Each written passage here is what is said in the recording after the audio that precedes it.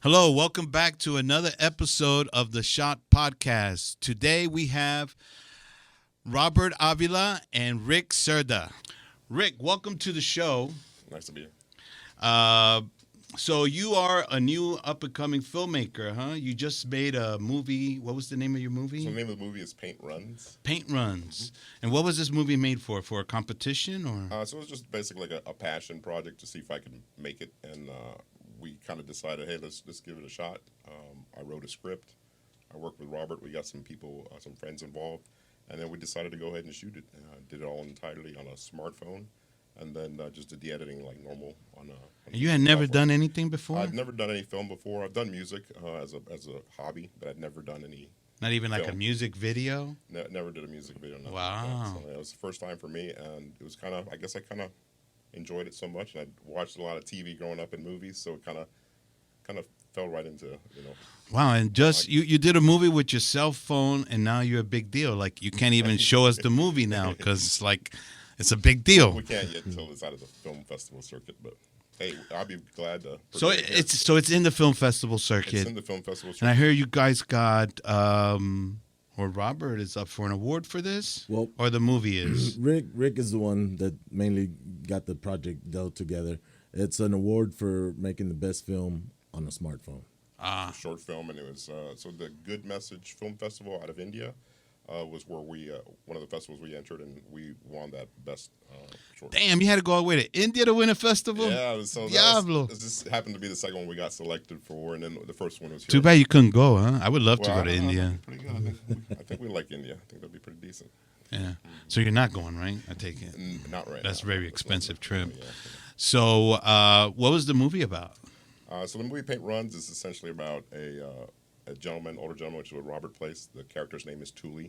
And he's kind of recollecting what he did growing up in his life and some of the experiences he had. An abusive father, an alcoholic father. And he kind of shared with the tattoo artist what he dealt with growing up. And it kind of depicts why he has the tattoo that he came up with. He has an idea for a tattoo, and he goes in there and she asks him, hey, what's this tattoo about? And he goes to tell the story, and then it kicks off. And essentially, it's basically the theme of the film is forgiveness and understanding. You kind of understand that in our heads, we paint pictures of people, not necessarily the accurate portrait of somebody. Your parent, for instance, is your primary caregiver, and you're going to paint them in a light that's very positive because that's a person that takes care of you. And as you grow up older, you have that cognitive dissonance in your head where you're trying to figure out, hey, this guy is not perfect like I thought he was. And so you end up doing things in your own brain to try to figure that out. But at the same time, if you got an abusive or alcoholic parent that's treating you bad, you don't really know what to do with that energy, right? So in the film, Robert's character as a kid, he becomes a marathon runner. That's how he deals with the energy. And He's a marathon he runner? He becomes a marathon runner. He'd be the last person I cast as a marathon I was runner. younger, man. Come on, Younger give me a days, break. right? Oh, okay. So he becomes a marathon runner, and so he plots in his head while he's running these ideas he has. He plots them all out. Like, okay, there's only one way I can deal with this because that's the only way I know how. I'm going to get rid of my father. I'm going to find a way to get away from him. And so I don't want to give the movie away, but in the end, he kind of figures out, it comes to an awakening. The movie you shot on your cell phone, you don't want to give it away. Go. 19 points. This is weird to hear this, but it's done. That's where we're at today. Yeah, People are making really good movies with their cell phones. Absolutely. So it's like I said, it's a short film, and they'll be showing it here at one of the festivals. Austin Indie Fest. Get the hell out of here. So it got selected for that, and we'll be showing it there as well. So a lot of family and friends can come out and take a look at it, see what it's like. Now, I'm not going to say it's a blockbuster or anything, but I kind of like the idea of the story, the content, and that we did it on a smartphone, and hey, they didn't even have a smartphone category, so we're in there with the big boys who have camera, gear, and microphones and all. Amazing. There was a couple of times when I was holding the microphone and the camera, So how did this all start for you? So I was doing some extra work as an actor, and I met Robert Avila on the set of one of Robert Rodriguez's films. And I saw folks in the industry and talking about how they're making their own films. And I ran to Michael Garcia as well, who's writing a script at the time. And I know that guy. Yeah, he's a good guy. He's got a lot of films here. I can't get him out of this place. I know, but I let him in one time, and now he's here all the time.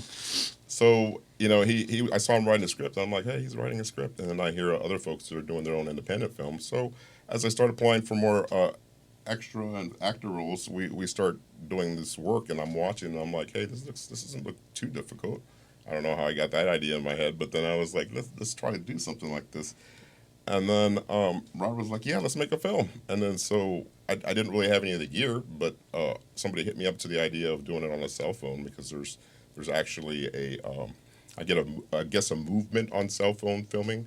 And now even the film festivals have smartphone categories for your short films. So I was like, all right, well, let me see what I can do. And I had just finished upgrading my cell phone, started working on it. Next thing you know, it's like, we got a movie here. And who did the editing? So I did the editing as well myself. And, What you do the editing on? I did it on Final Cut. Yeah. So you've been using Final Cut? You were familiar with it? No. So before the film, I'd never used any editing software either, any film editing software. But I downloaded, I think I was looking at the one that's on the Apple products. iMovie, and then I went and somebody recommended LumaFusion, which is another app, and I was using that for a while, and then I realized I want something a little more powerful. So when I went out and got an iMac, and then I got the Final Cut, and I started playing with that. It was a little bit of a headache, but once I got the hang of it, everything kind of went together. Like I said, I've done some music work on my own in my spare time, so I kind of knew multi-track music recording on music software. It's pretty similar to that, just kind of making sure you have the flow of the action going in the movie, which is, again, to me is new, but I watched so many films growing up and so much TV that it's like, hey, this doesn't look right. Okay, let's try this. And then you just experiment with it. How lucky are you to land somebody like Robert? Like Robert Avila, oh my goodness, More like he landed me, He's like, hey, what are you doing? Let's make a movie. I'm like, let's do it. So I am. This guy's got a big network. He's a really positive guy. And his son said it best. I think we were out one night just having a couple of drinks and talking about ideas. He looks at us and he goes, and you guys got some energy here. You guys got some energy. So we bounce stuff off each other. And it's like my brother from another mother. You guys, you clicked. Oh, exactly. We clicked. Absolutely. Yeah. So, Robert, what was it like working with him, like this guy who's... It's like you said. Hey, I'm going to make a movie with a cell phone. Like, the idea. How many cell phone movies have you been in? The idea was crazy, first of all. How many? This is the first one. First one. This is the first one. The idea was crazy. I was like, we don't have lights. We don't have people. No lights? We didn't have equipment to do it. We compromised with what we had. So what do you call that kind of filming? That's called guerrilla. Guerrilla. Yes, sir. The only way I know how. So, we got, what do you call those? You did all that, and you didn't even read the book. No, but we saw him. We saw him in the person. Bible here. We saw him doing it in his series, Rebel Without a Crew. When we watched. No, that. You didn't see him do Rebel Without a Crew. He was a Rebel Without a Crew before El Mariachi. After El Mariachi, he is now a Hollywood player, and bigly like. Yeah, but if you follow him, you go to his talks and what have you, and you get ideas from. He's the original Rebel Without a Crew, right. But he is no longer a Rebel Without a Crew. He is now a Hollywood player. He's making big lead movies. So he revisited that same concept, and that's why the whole series came about. It's like he gave them a budget, said, "Hey, it's all I'm going to give you. You got to make your film with this. Make it." The Rebel Without a Crew, the show, the series. So he also. That was good. I like that. He did the same thing. That's what his last independent film was about. He went ahead and filmed it himself with just one camera and his son holding the microphone, and that's what I got to see. So I was fortunate enough to be. So that, in that sense, inspiring. you got to see. Okay, I take that back. I'm like, this ain't that, Yeah, because if you're on Sin City or if you're in Alita, that's not a. He's not a Rebel Without a Crew there. So but that was cool. So you got to see that. They made a documentary. I think he's got a documentary. Okay, so I guess Robert's gonna milk this Red 11 and the documentary, and just keep it in the film festival circuit. And just make people have to pay through the nose to go see it. Absolutely. I mean, he's got his two sons working with him. Like, what the hell? Do I have to go all the way to El Paso? He's going to be in El Paso, I guess, in a couple weeks. But okay, so what do you want to say about the movie? What was the experience like? It was great. We did it on our own, and we're like, how do we do this? How do we do that? How many people? How many people were in the movie? At first, it was just him and I.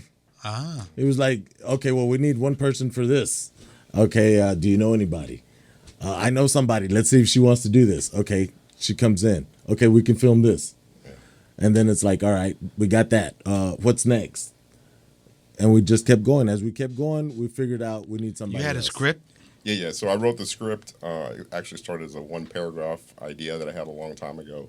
And then I was like, how do I write this? And I'm like, okay. So I started coming up with ideas. Number one, how do I save the space and my resources? Because I don't have any resources, so I had to fund the whole thing. So I'm like, all right, well, if we narrow it down to he's in a tattoo shop telling a story, we can always come back to that, you know. So, and it's a small space, and you don't have to, you know, we rented it out, but it was real cheap. So we're sitting there, and that gave us a kind of a core of where we can come back to. And then the rest of it was kind of recollections that he had, and I'm bringing these different scenes in from different places. So I didn't really have to rent out a studio of any kind. We kind of did a lot of stuff outdoors, did some running.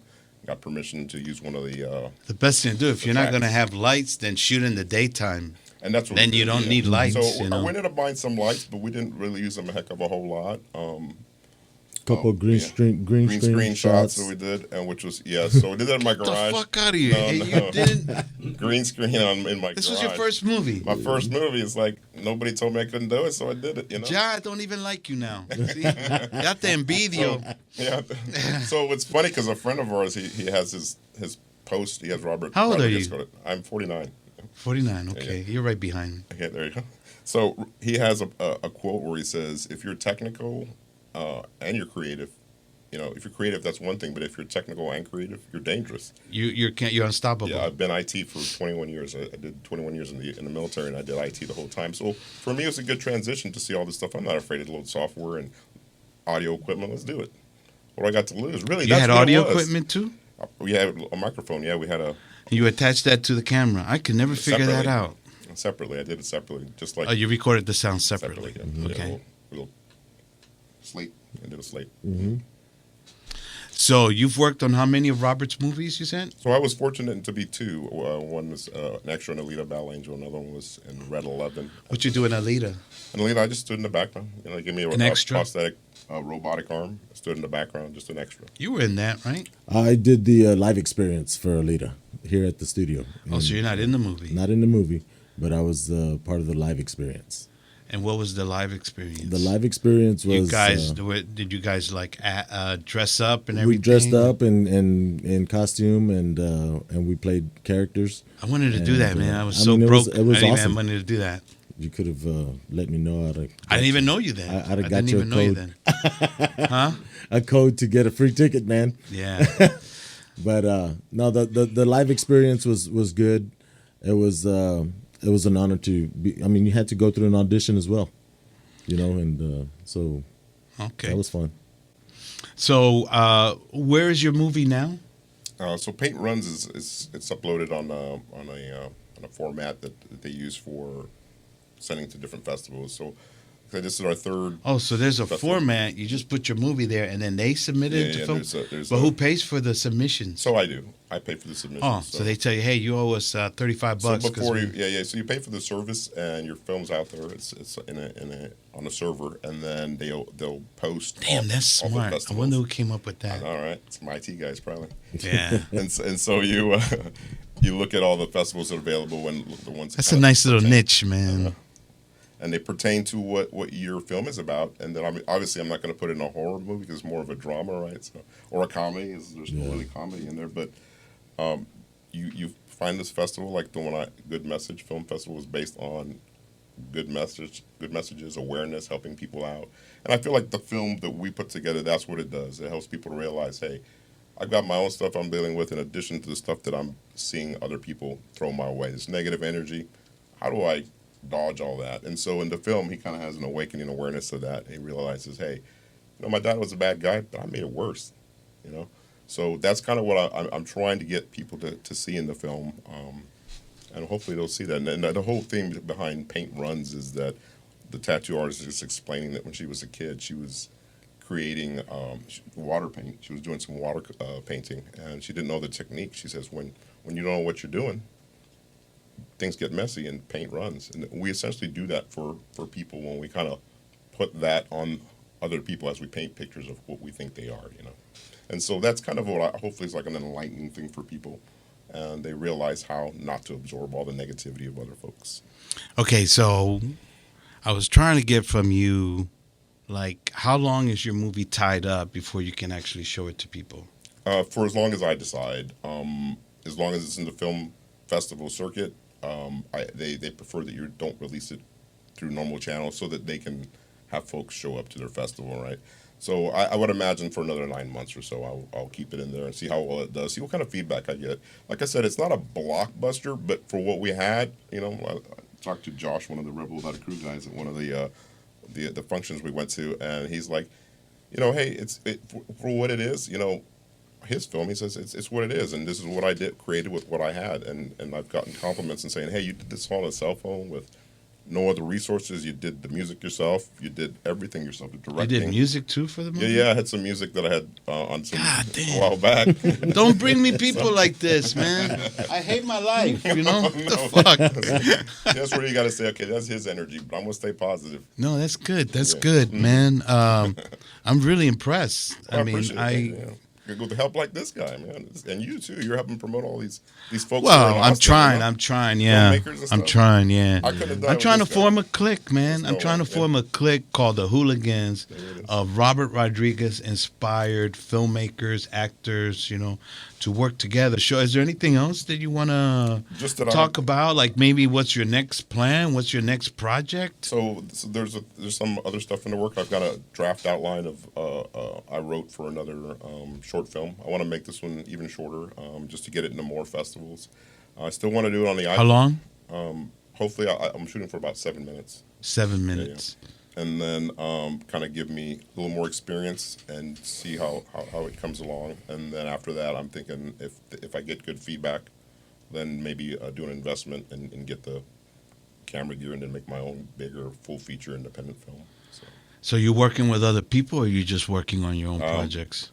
Whatever help I can get. If it's Michael Garcia, if it's Robert Avila, you know, any help that I can get, you know. So he's going to be in your next movie? Oh, absolutely. If he wants to be in it. Of course. Of course. Like I couldn't have done it with this guy because like his network here in Austin and his ability to get people to generate, you know, some help. Man, this guy. Why is that, Robert? Why is it that you're so good at that? Because I'm positive.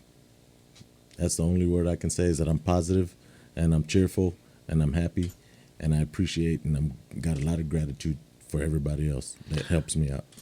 So basically we live in a universe of attraction, right? Absolutely. And what you put out, the energy that you put out is what you get back. And so you kind of use it to help yourself and make things happen. I don't even put myself on a gauge. I just put myself out there and I let whatever happens for the reasons that it does happen. If I need this, if I need that, if I need this, I got somebody to call and say, hey, I got a favor, can I ask for? And most of the time it's because I either done a favor for them or I've done something good for somebody else. And, you know, it's not even that they owe me anything. It's the gratitude that, hey, thanks for helping me out. Good karma. Now I'm helping you karma. out. Right.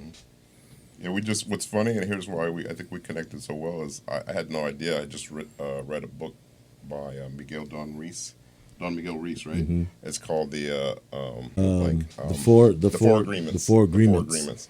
And so I had no idea he had read it, but like I had just finished reading it, and so when we met, then all of a sudden, like, this guy clicks with me, and it's the same thing. You know, you got to be impeccable with your word, and then you've got to not to take anything personal, and you've got to kind of always try to improve yourself.